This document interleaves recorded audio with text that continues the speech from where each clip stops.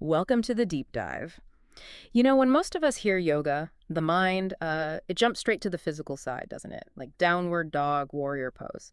But what if that's just like the tip of the iceberg? Turns out yoga is this incredibly vast spiritual science, way more than just postures. It's got this rich history, all these different pathways to self-realization. Exactly. So today we're doing a deep dive. We're going beyond just definitions. We want to map out this hidden landscape of yoga using the great source material we've looked at.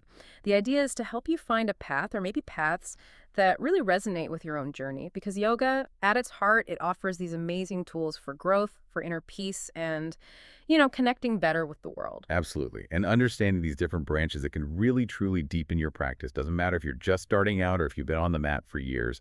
And the fascinating thing is these paths, they aren't really separate bonds. They often weave together. They complement each other. It leads to a much more holistic view of yourself and reality. Okay, so let's unpack that.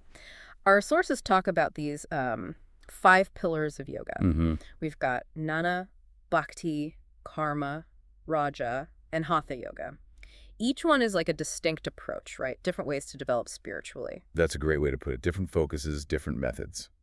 Let's start with Jnana yoga then, the path of wisdom. The sources call it the yoga of knowledge and wisdom, but also, interestingly, say it's often considered the most challenging path. Why is that?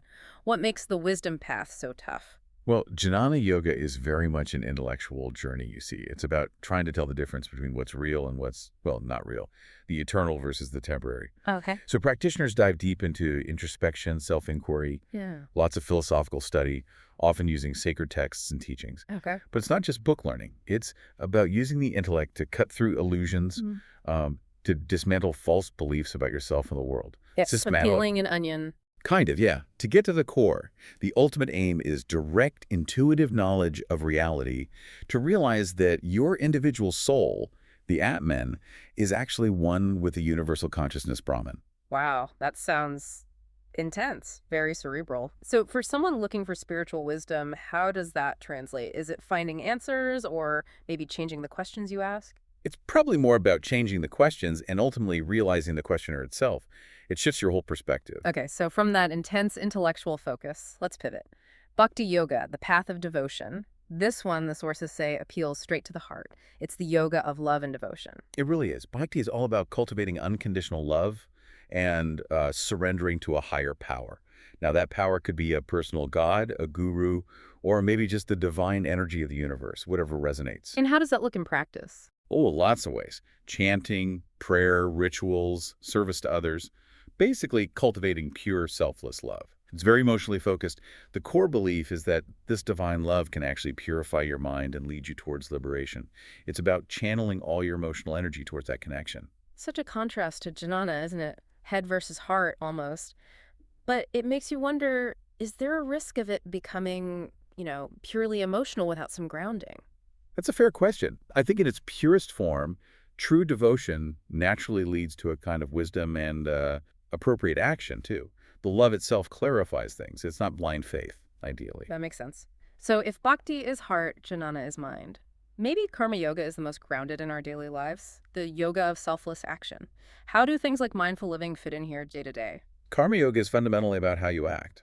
It emphasizes doing your duties, your actions, whatever they are, but without getting attached to the results. No personal gain involved, ideally. So doing the work for the work's sake? Exactly. Acting with integrity, with compassion, with a sense of service.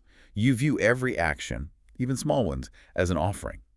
And the insight here is that by detaching from the fruits, the outcomes, you start to purify your mind, you transcend the ego, you see how interconnected everything is. It's incredibly practical. You can integrate this into literally anything you do, which is why it's so accessible. Yeah, I can see that. It reframes everything. Suddenly, mundane tasks aren't just chores, they're practice. Washing dishes becomes yoga. Answering emails becomes yoga. That's quite a shift. It really is. All right, moving on. Raja yoga. This gets called the royal path, a comprehensive system. What's the focus here? Mind control, inner peace.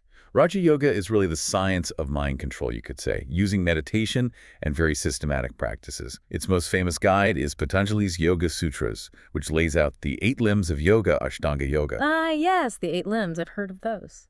Right. They provide this structured framework. It starts with ethics, yama, and niyama. Then asana, the postures most people know. Then pranayama, breath control. After that, it moves inward. Pratyahara, withdrawing the senses. Dharana, concentration. Dhyana, meditation itself.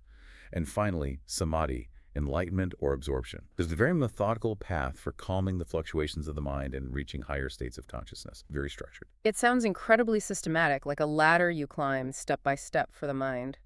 Is it about mastering techniques, or is it the shift in awareness that comes from them? It's really both.